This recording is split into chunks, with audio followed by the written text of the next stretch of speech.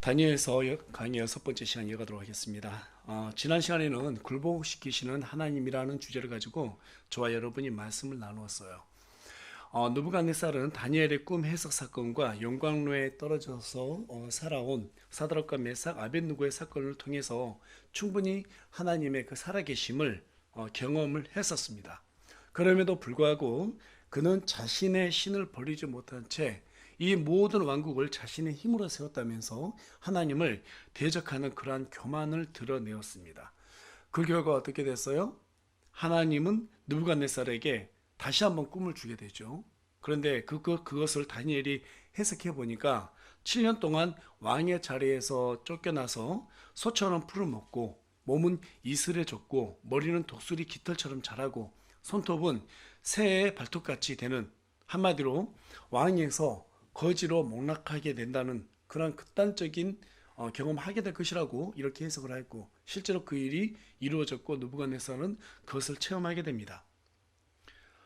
다니엘이 해석한 대로 그 7년이라는 기한이 지난 후에야 하나님은 다시 그를 왕의 자리로 돌아오게 하셨고, 그 사건을 통해서 느부갓네살은 그제야 하나님께서 자신을 비롯한 세상의 모든 통치자를 세우시는 분이시고 또 폐하시는 분이시라는 것을 깨닫게 되고 그분에게 영광 돌리는 그런 내용들을 우리가 살펴봤습니다.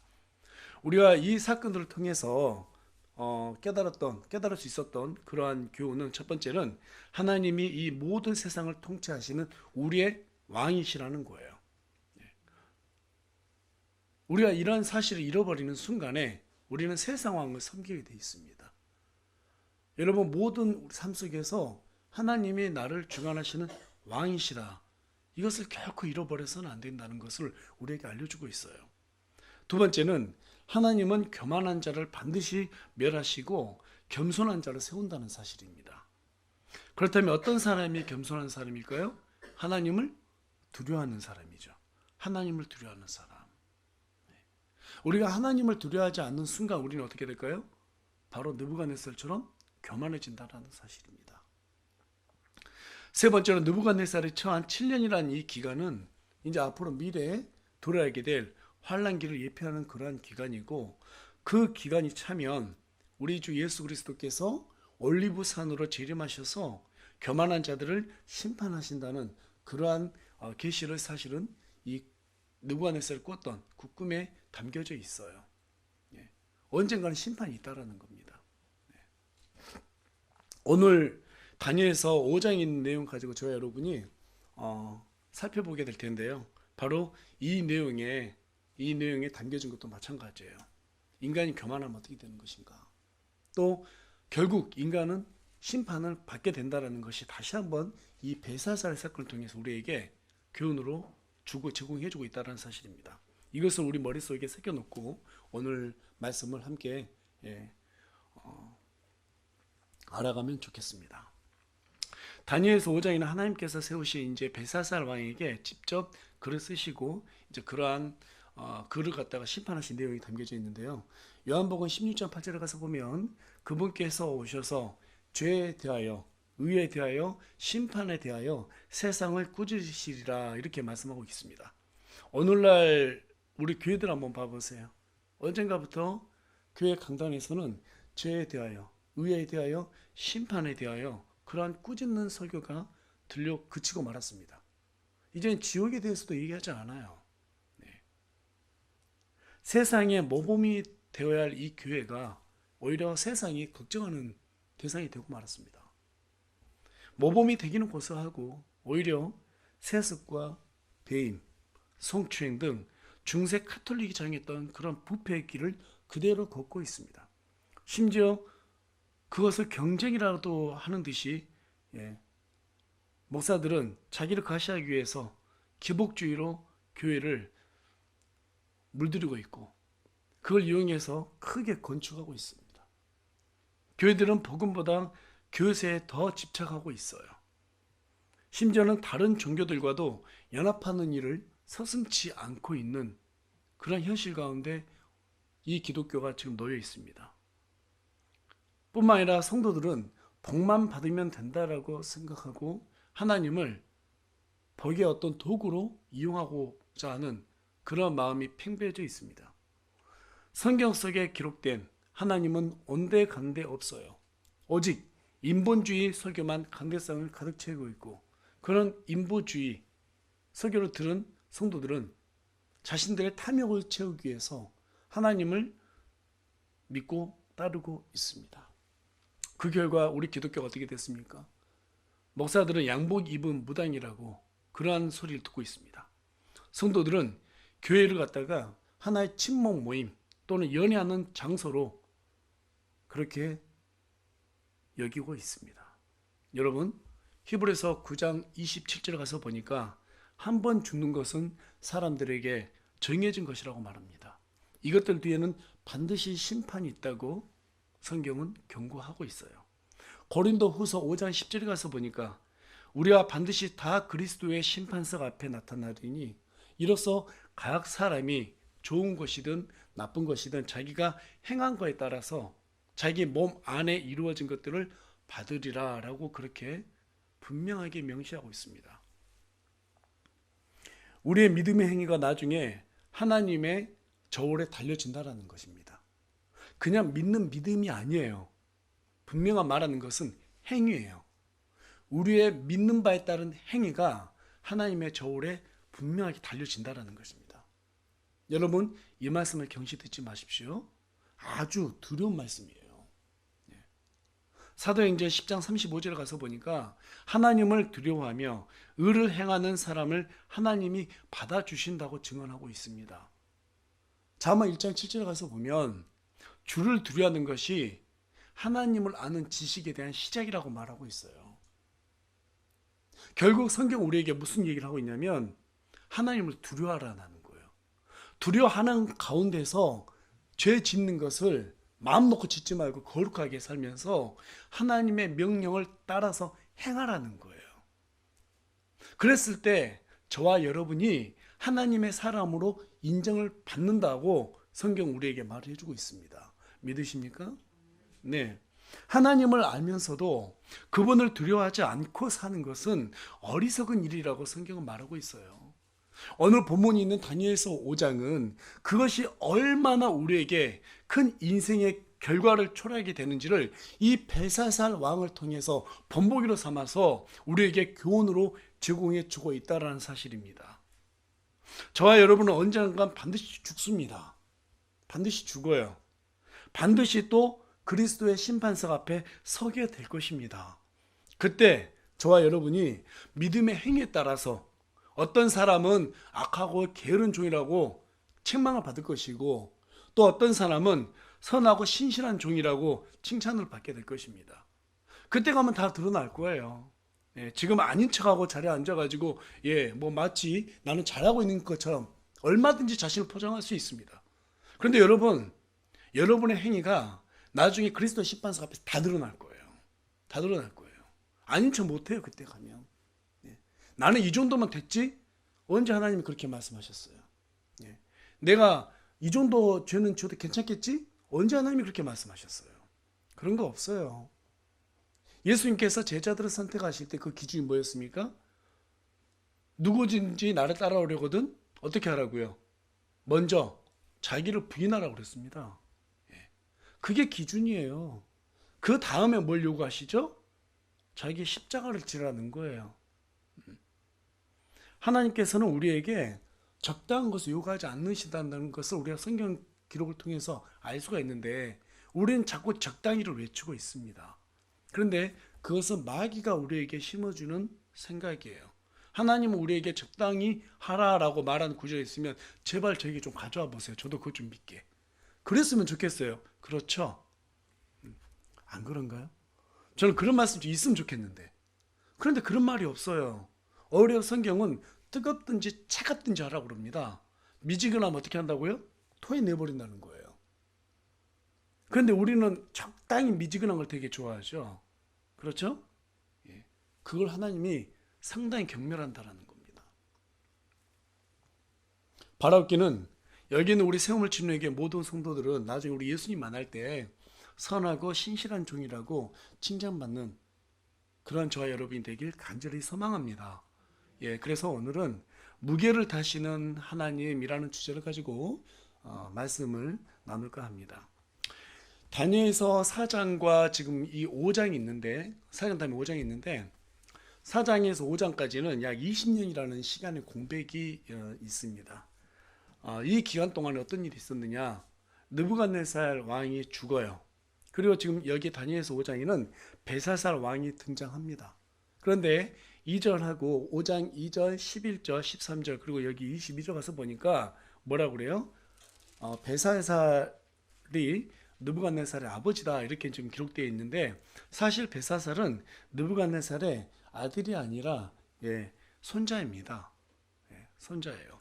성경은 손자도 아들로 표기되어 있기 때문에 지금 이렇게 기록이 되어 있는데요. 역사적으로 봤을 때 느부갓네살 이후에 왕을 계승한 사람은 그의 아들 에빌 무로닥이었습니다.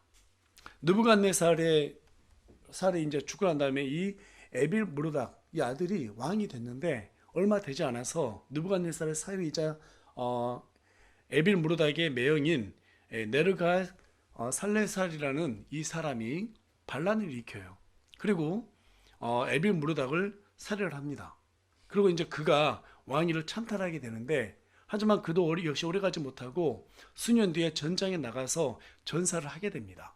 그리고 그의 아들인 라보로소 알코드가 왕위를 계속해서 계승해 나가게 됩니다. 그런데 느부갓네살의 또 다른 사이였던 니보니두스가 반란을 일으켜서 그 왕위를 또 다시 한번 찬탈하게 돼요. 그러니까 느부갓네살이 죽고 그 아들이 왕위를 계승했는데 두 명의 사위들에 의해서 이 왕위가 어떻게 해요? 계속해서 바뀌고 있다라는 거죠. 그런데 니보니두스가 반란을 일으켜서 결국에는 두 번째 그 사위가 왕위를 차지하게 되지만 오래 가지 못합니다. 20년이니까 좀 오래 갔네요. 20년이라는 세월이 지난 뒤에 BC 539년 4월에 그는 메데 페르시아와의 전투를 치르다가 고레스 왕의 포로가 되고 맙니다. 그래서 그 자리를 느부갓네살의 피를 이어받은 벨사살이 바빌론의 왕으로 통치하게 된 것이에요. 그래서 지금 여기 5장은 느부갓네살의 손자인 벨사살이 왕이 된 것을 지금 배경으로 담고 있다는 사실입니다. 이 부분에 대해서 이미 성경은 예언이 되어 있는데요. 그 부분이 어디냐면 예레미야서 27장 6절하고 7절에 있는데 우리 다 같이 예레미야서에 한번 찾아가서 보도록 하겠습니다. 예레미야서 27장 6절에서 7절 말씀인데요. 우리 다 같이 한 목소리 읽어보도록 하겠습니다. 예레미야서 27장 6절에서 7절 말씀입니다. 읽겠습니다. 시작. 이제 내가 이 모든 땅을 내 종 바빌론 왕 느부갓네살 손에 내주었고 또 들의 짐승들도 그에게 주어 그를 섬기게 하였느니라. 그러므로 모든 민족들이 그와 그의 아들과 그의 아들들의 아들을 섬기되 마침내 그의 땅의 때가 이를 때까지 섬기리라. 그 뒤에 많은 민족들과 위대한 왕들이 그로 하여금 자기들을 섬기게 하리라. 자, 지금 보니까 어떻게 돼 있어요? 왕 그 아들과 아들의 아들들이 섬기게 된다. 그렇죠? 그러니까 지금 3대가 이어지면서 왕을 그 바빌론을 섬기게 된다라는 것을 지금 나오고 있는데 이 일이 그대로 지금 이루어졌어요. 자, 이 일이 이루어졌으면 끝이 왔다는 소리잖아요. 그렇죠? 자, 그래서 다시 말해서 지금 다니엘서 5장은 바빌론 왕 니부갓네살이 메데 페르시아와 포로가 된 지 4개월이 지난 BC 539년 8월쯤을 갖다가 지금 배경으로 삼고 있는 거예요. 이때 바빌론은 메데 페르시아에게 거의 모든 땅을 빼앗긴 상태였고 다니엘이 예언한 대로 바빌론이 메데 페르시아에게 완전히 점령을 당할 그럴 위기에 놓여 있는 시점이었습니다. 실제로 성 안에서는 이제 어떻습니까? 그럼에도 불구하고 벨사살이 큰 잔치를 열어요. 그런데 그 주위를 메데 페르시아 군대가 이미 바빌론 성을 갖다가 포위하고 있었다는 것을 30절하고 31절을 통해서 알 수 있게 됩니다. 자, 볼까요? 30절하고 31절 가서 보도록 하겠습니다. 벨사살 왕이 이 잔치를 여는 밤에 30절 보니까 그날 밤에 나오죠. 갈대아 사람들의 왕 벨사살이 죽임을 당했다 이렇게 기록하고 있습니다. 31절에 가서 보니까 메대 사람 다리오가 그 왕국을 취하였는데 그때는 그는 62세가량 되었더라. 예, 그날 밤에 그러니까 메데 페르시아에게 공격을 당해서 죽게 됐다고 하는 것은 이미 그 바벨론 성을 갖다가 메데 페르시아가 포위하고 있었다는 사실이에요. 그런데 이런 이중한 때의 벨사살은 자신의 귀족 1000명을 불러다가 잔치를 베푸고 있었다고 다니엘서 5장 1절에 기록하고 있습니다. 여러분 바벨론 여기 성은요 상당히 견고했다고 그래요. 그래서 이 높이만 성벽의 높이만 약 10m가 됐고 그 넓이는 26m 정도 됐다고 합니다. 그래서 높은 곳에 있었기 때문에 상당히 강력한 요새였고 또 벨사살은 그것 때문에 나는 절대로 안전할 것이다 이렇게 생각하고 있다는 사실이에요. 네. 그런데 어떻게 됐어요? 결국 그 성은 함락이 됩니다. 데살로니가전서 5장 3절에 가서 보면 그들이 평안하다 안전하다 하고 말할 그때 알벤 여자에게 해산의 고통이 임하는 것 같이 갑작스러운 파멸이 그들에게 임하나니 그들이 피하지 못하리라. 네. 어떨 때가 연상이 됩니까? 노아의 홍수와 연상이 되죠. 소돔과 고모라 때가 연상이 됩니다. 예.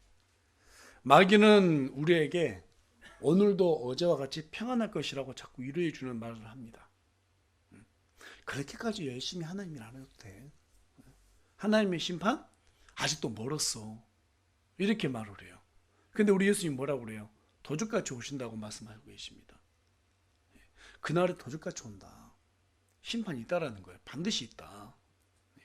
노아의 때 사람들은 뭐 시집가고 장가가고 먹기 위해서 산이라고 분주했습니다. 노아가 250년 동안 배를 지었을 때 그들은 노아를 어때요? 돌았다고 생각했어요. 저 사람 이상한 사람이다 이렇게 취급을 했습니다. 노아는 계속해서 아마 얘기를 했을 거예요. 심판이 온다. 에녹이 그 일을 했었죠. 그 기간 동안에 에녹이 계속해서 심판이 온다. 심판이 온다. 그랬음에도 불구하고 사람들은 에녹의 말을 듣지도 않았습니다. 오히려 노아의 일을 갖다가 손가락질했습니다. 근데 결국 어떻게 됐어요? 인류를 덮치는 홍수가 왔습니다. 소돔과 고모라도 마찬가지입니다. 하늘에서 불이 떨어져서 그 성이 다 무너지고 말았습니다. 그렇다면 성경은 뭐라고 그래요? 지금 우리가 살고 있는 이 시대도 곧 조만간 마감한다라고 분명히 얘기하고 있어요. 그러니까 성경이 우리에게 무슨 얘기를 해주고 있습니까? 긴장하라는 거예요. 긴장하라는 거예요. 마귀는 항상 우리에게 평안할 것이다. 안전할 것이다. 그런 말을 우리가 받아들이게 되면 우리의 영은 어떻게 됩니까? 나태하게 돼요. 나태해지게 됩니다. 나태함은 마귀의 작업장이다. 그런 말이 있습니다.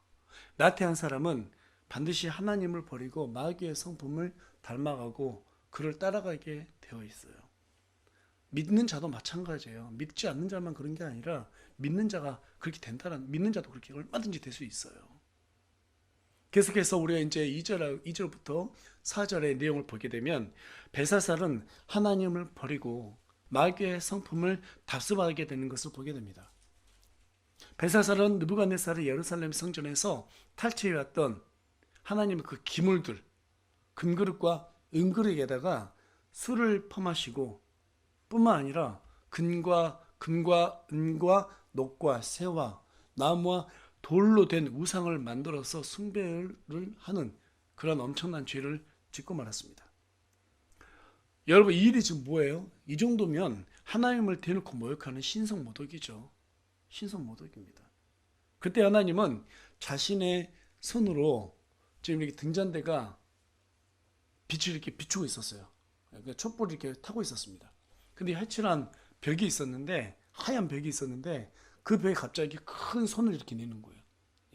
여기는 컴퓨터에 마우스 이렇게 손처럼 나타나잖아요. 그것처럼 큰 손이 벽에 나타나가지고 거기에다가 글자를 써 내려가는 그런 내용이 5절에 지금 나와 있습니다. 그 손을 본 벨사살이 어떻게 됐어요? 허리뼈 마디들이 풀려가지고 허리가 구부러졌어요. 그러니까 너무 놀래가지고 어깨가 주저앉았다는 거예요 지금. 여러분들 너무 실망하거나 너무 놀라면 어떻게 돼요? 몸이 다 풀리죠. 그렇죠? 몸이 다 풀려요. 그리고 무릎과 무릎들이 서로 부딪히더라. 겁에 질렸다는 소리예요. 완전히 질렸다는 거예요. 부들부들 떨고 있었다는 거예요. 그리고 큰 소리로 저 글자를 해석한 사람을 데려오라고 말합니다.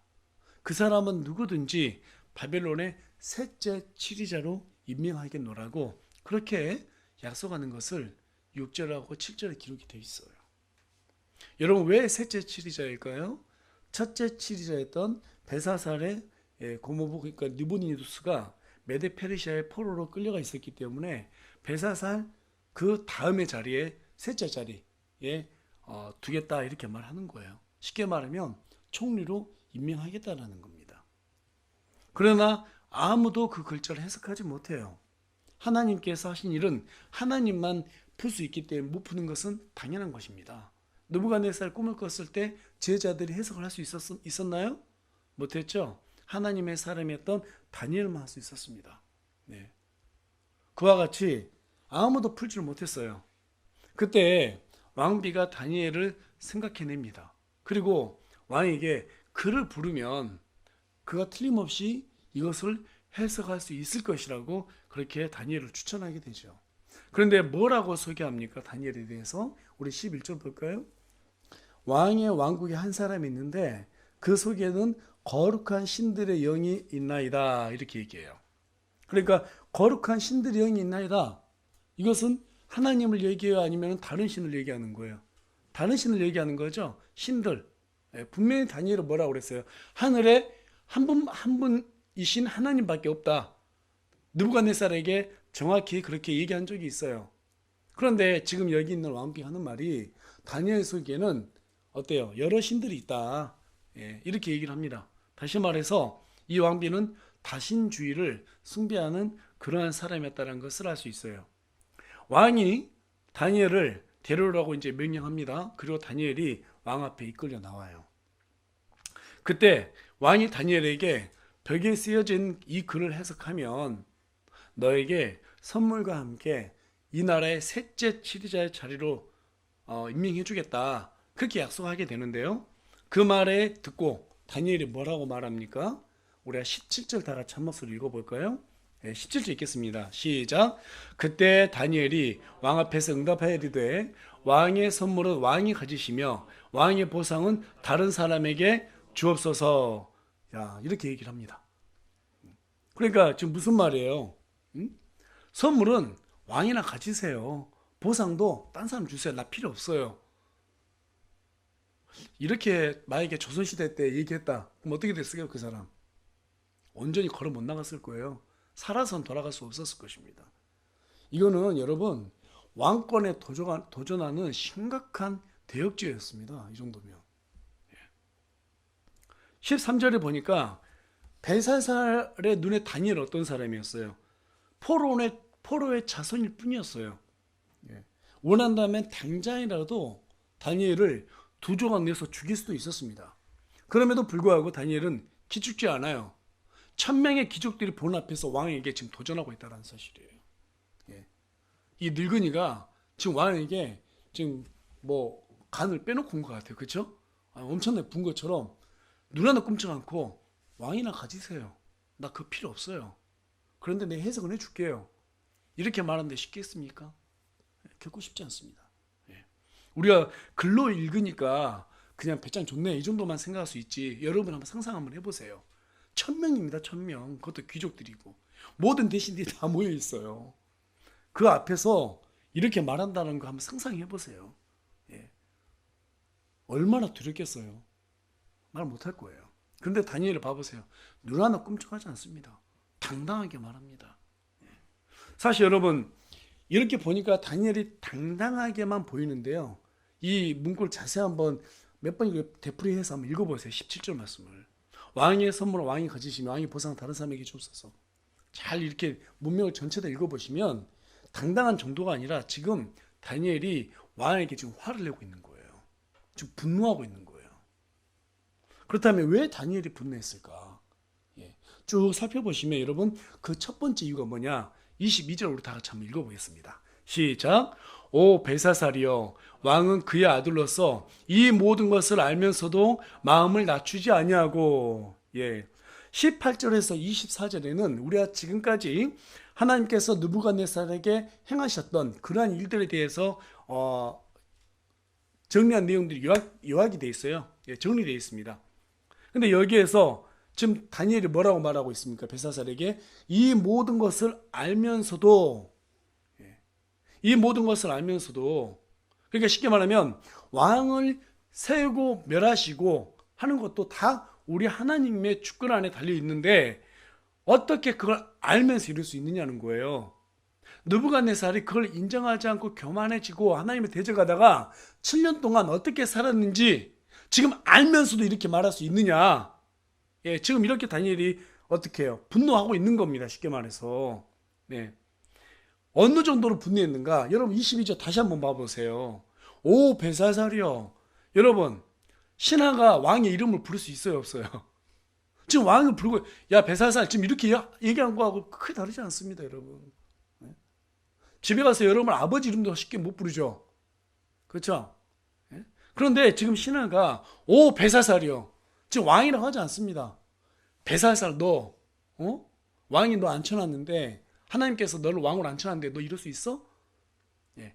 이렇게는 말 못하니까 오 벨사살이요 이렇게 말한 것 뿐이에요. 지금 얼마나 지금 다니엘이 분노가 크게 달았는지를 우리가 볼 수 있는 그러한 문구라는 것이죠. 우리는 우리의 손해 때문에 화를 낸 적은 많습니다. 그렇죠? 어떤 이익을 기대했는데 그 이익이 저버렸을 때는 화가 나잖아요. 예. 그런데 하나님의 거룩함이 훼손당했을 때 얼마나 화를 내보셨죠? 여러분 우리가 다른 건 모르겠어요. 다른 건 몰라도 진짜로 참된 성도라면 하나님의 이름이 더럽혀지고 그분의 거룩함이 훼손된다면 거기에서 우리의 의분이 나와줘야 됩니다. 정말 이 기독교가 이 시대 가운데서 이렇게 무너지고 하나님을 욕되게 하고 있다는 그 자체에 의분을 가져야 돼요. 정말 의분을 가져야 돼요. 분노해야 돼요. 그렇다고 해서 교회 쳐들어가서 멱살 잡고 이런 거 아니에요. 이런 게 아니라 잘못된 건 잘못된 것이라고 성경 기록에 빗대어서 우리가 철저하게 그걸 비판하고 우리의 자신을 고치고 우리는 그렇게 살지 말아야지 라고 그렇게 마음을 다잡아야 된다는 사실이에요. 또 뿐만 아니라 그렇게 살려면 어떻게 해야 됩니까? 하나님께서 거룩하신 분이라는 것을 우리 자신들이 드러내고 세상 사람들에게 모범이 돼줘야 됩니다. 오히려 하나님을 알면서도 죄를 짓고 이 정도는 괜찮겠지라고 생각하는 것은 하나님을 욕되게 하는 거예요. 여러분 그거 이해해 주시는 그런 하나님 없습니다. 네. 그것은 하나님을 속이는 신성모독이에요. 그래서 우리 갈라디아서 6장 7절에 성경 뭐라고 우리에게 경고하고 있는가? 우리 다 같이 갈라디아서 한번 가보겠습니다. 갈라디아서 6장 7절입니다.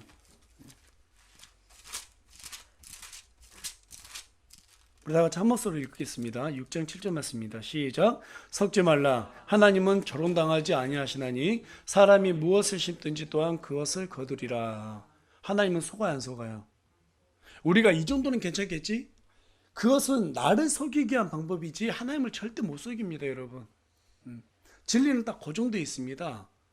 예, 진리는 흙 아니면 백이에요. 적당하게 어물쩍 넘어갈 수가 없다는 사실이에요. 그렇게 하나님을 조롱하는 것은 하나님께서 반드시 그걸 기억하시고 그 사람들이 각자 그에 따라서 거두임 당한다는 거예요. 또 계속해서 마가복음 3장 29절로 가보겠습니다. 자, 마가복음 3장 29절인데요. 우리 다 같이 한 목소리 읽겠습니다. 읽겠습니다. 시작. 성령님을 대적하여 신성 모독하는 자는 결코 용서받지 못하고 영원한 정죄 위험에 처해 있느니라 하시니라. 예, 물론 믿는 자는 지옥의 정죄까지 이르지 않습니다. 하지만 여러분 봐보세요. 신성 모독하는 자는 결코 용서받지 못하고 우리가 얼마든지 우리 하나님을 믿고 구원받은 사람에도 불구하고 하나님을 모독할 수 있다는 거예요. 내 자신을 속이면서 하나님의 신성을 더럽힐 수 있다라니까요. 믿는 사람이라도 해도 그러한 용서를 하나님께 그렇게 넘어가지 않는다는 거예요. 그러한 죄를 그냥 넘어가지 않는다는 것입니다. 바로바로 무릎 꿇고 회개해야 됩니다. 믿지 않는 사람들은 대놓고 하나님을 신성 모독하죠. 어차피 그 사람들은 어때요? 정죄 위험에 처해 있기 때문에 그렇게 하든 말든 상관은 없어요. 우리하고 다른 사람들이니까. 그런데 여러분, 믿는 자들이 이 정도면 괜찮겠지라는 적당한 믿음을 가지고 하나님의 거룩을 훼손시킨다면 여러분, 하나님께서 그것을 결코 용납하지 않으세요. 무엇을 심든지 그대로 거둔다고 분명히 말씀하고 있습니다. 결코 우리의 행위가 하나님을 조롱해서는 안 될 것입니다.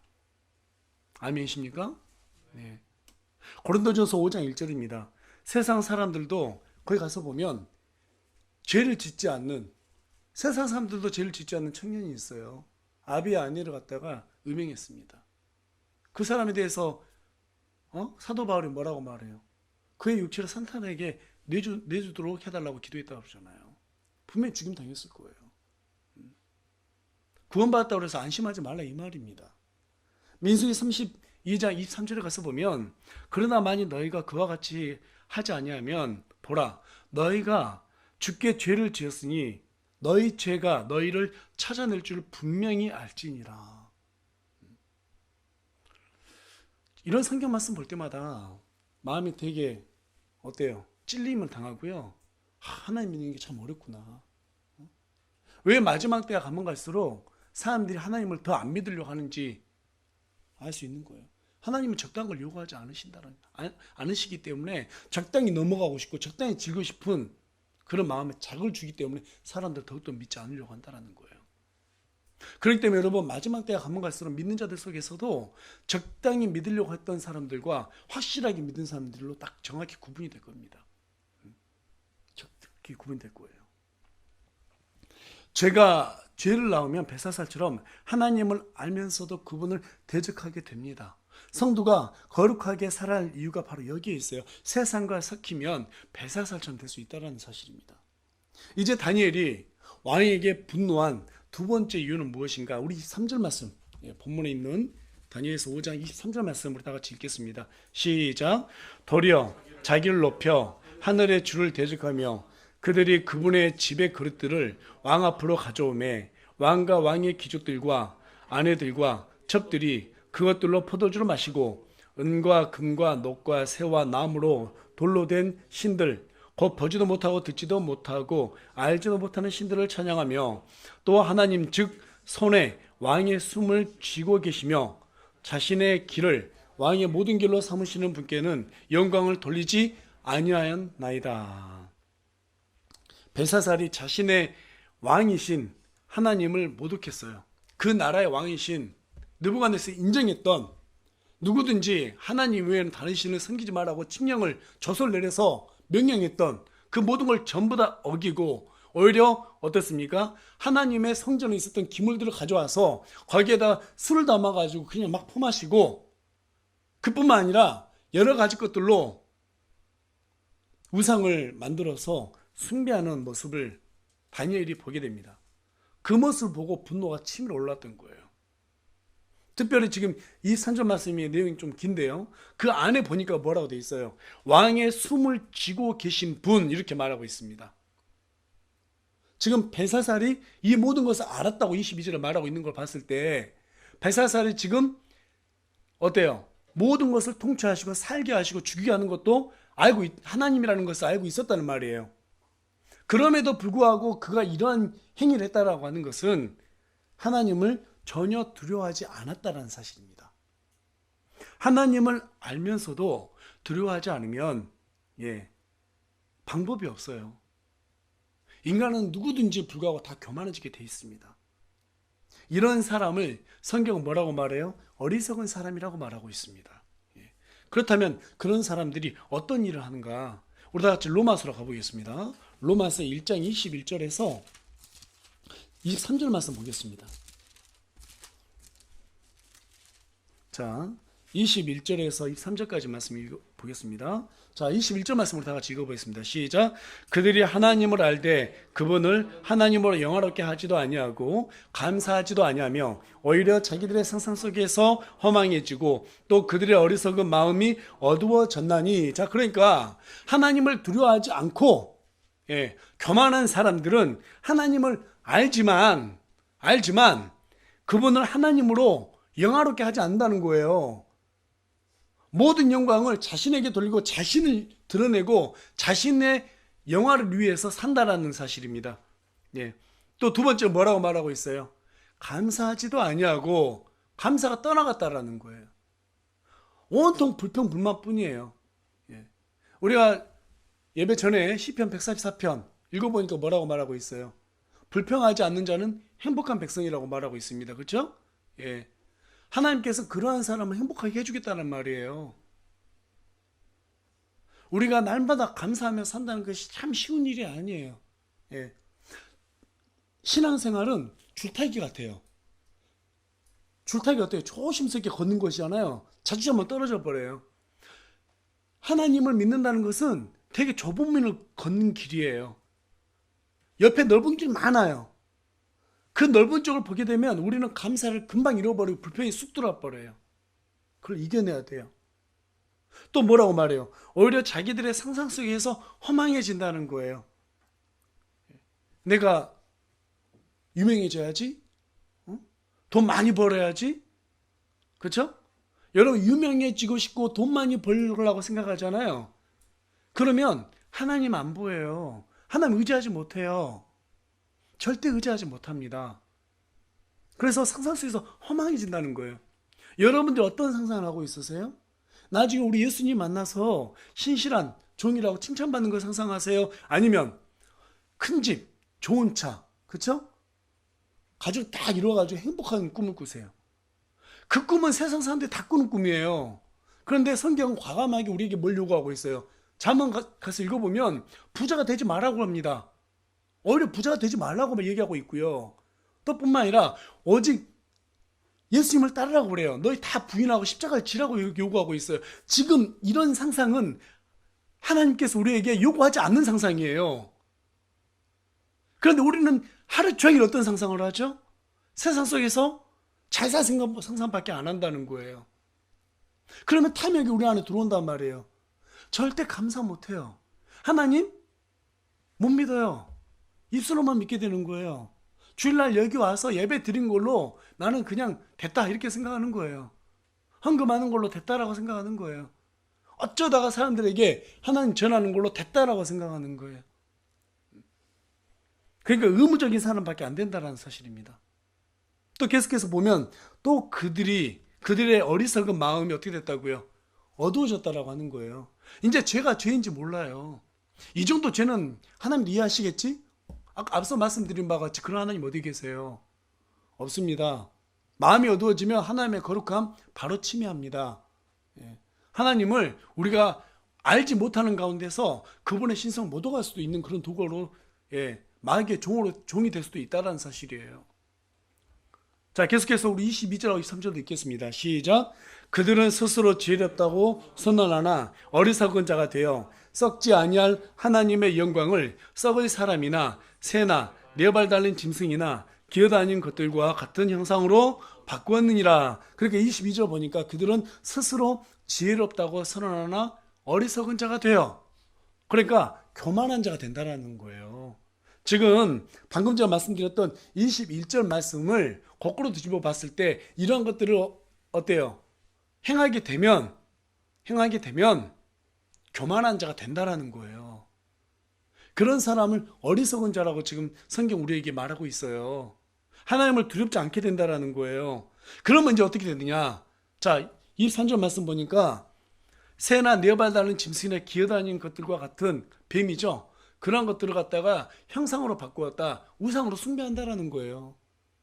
지금 인류 역사 한번 봐보세요. 모든 종교가 다 우상이 있지 않습니까? 그 우상 누가 만들었어요? 인간이 만들었어요. 그 우상에게 절을 해요. 그럼 결국 누구한테 절을 하는 거예요? 인간에게 절을 하는 거예요. 그러니까 내가 높아지고 싶은 거예요. 느부갓네살이 그랬단 말이에요. 그러다가 7년 동안 짐승처럼 살게 됐단 말이에요. 결국에 인간은 자신 높일 때는 자신의 요즘 이 현대사회에서는 어떻게 해요? 자기 이름을 갖다가 우상으로 만들어내죠.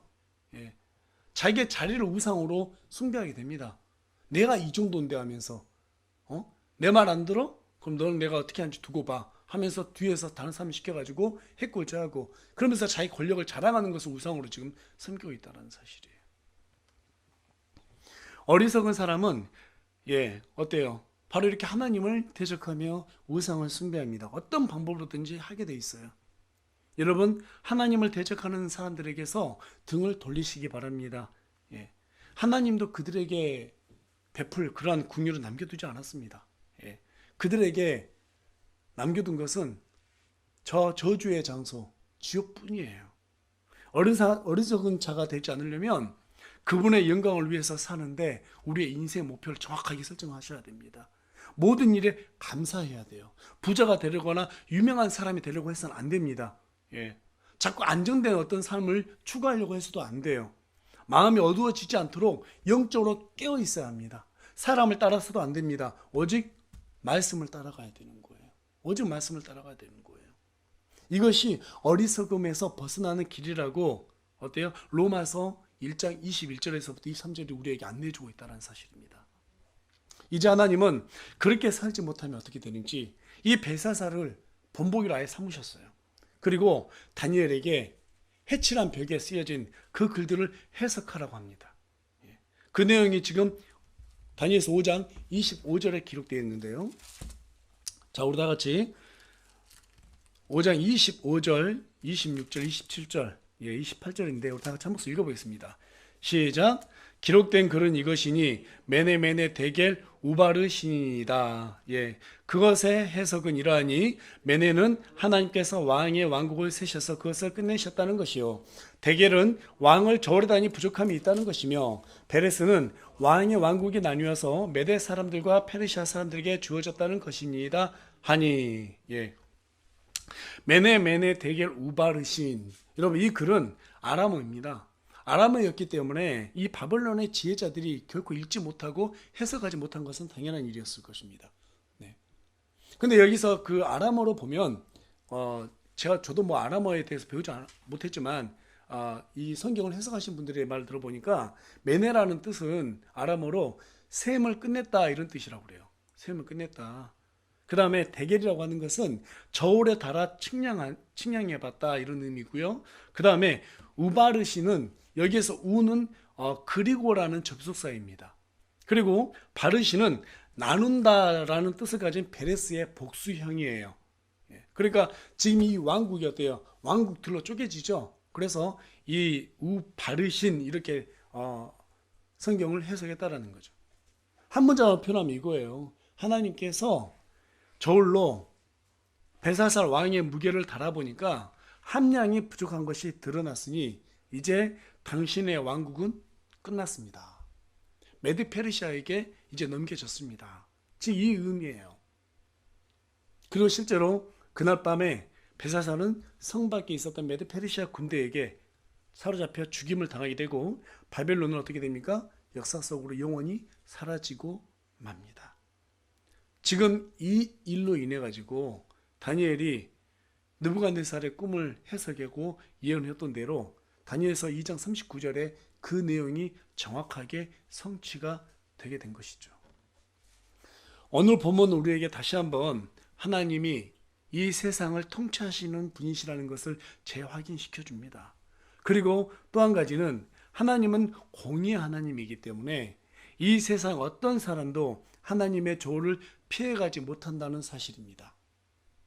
마지막 때 구원받은 사람들은 자신들이 행한 대로 그리스도의 심판석에서 믿음의 무게가 측량이 될 것입니다. 그리고 불신자들은 벨사살처럼 백보자 심판석에서 자신들의 행한 대로 그 무게가 또한 측량이 될 것입니다. 그 무게를 기준으로 해서 각 사람에게 보상 그리고 저주가 임하게 될 것입니다. 이 정도 죄는 괜찮겠지 라는 생각으로 여러분 하나님의 거룩하심을 훼손시키지 마시고 정말 하나님께서 이 말씀에 기록한 대로 모든 것에 순종해서 마지막 때 하나님 앞에서 정말 신실하고 선한 종이라고 그래서 많은 보상을 받을 수 있는 저와 여러분이 되길 소망합니다. 하나님을 두려워하는 가운데서 거룩하고 겸손한 마음으로 그렇게 우리 주님을 섬기시기 바랍니다. 빌립보서 2장 12절에 가서 보니까 그러므로 나의 사랑하는 자들아 너희가 항상 순종하는 것 같이 내가 있을 때뿐만 아니라 지금 내가 없을 때에도 더욱더 순종하여 두려움과 떨림으로 너희 자신의 구원을 일하여 드러내라. 구원받았다라면 우리가 구원받은 사실을 일해서 드러내야 됩니다. 드러내야 되는 거예요. 항상 복음을 전하고 우리가 무엇을 하든 하나님의 영광을 위해서 살겠다라고 목표를 정하고 우리의 이름을 높이는 것이 아니라 하나님의 이름만을 높이고 또 무엇을 하는 가운데서도 정말 하나님을 증거하는 그러한 저와 여러분이 되길 소망합니다. 예, 우리는 이 땅에 사는 동안 다니엘처럼 왕이 주는 선물과 보상보다는 하나님의 말씀에 따라서 두려움과 떨림으로 우리가 그리스도인이라는 사실을 입증해 가며 살아내야 될 그런 책무를 지녔습니다. 예. 그래서 일상을 깨뜨리시고 늘 바쁜 그 일상을 깨뜨리시고 그 일상 가운데서 하나님 잊지 마시고 내가 어떤 존재라는 것을 한시도 잊지 마시고 하나님을 늘 기억하면서 예, 정말 하나님께서 나중에 나를 나의 믿음의 무게를 측량하신다는 거 그걸 항상 우리가 머릿속에 염두에 두고 긴장하면서 또 한 주를 살아내는 저와 여러분이 되길 소망합니다.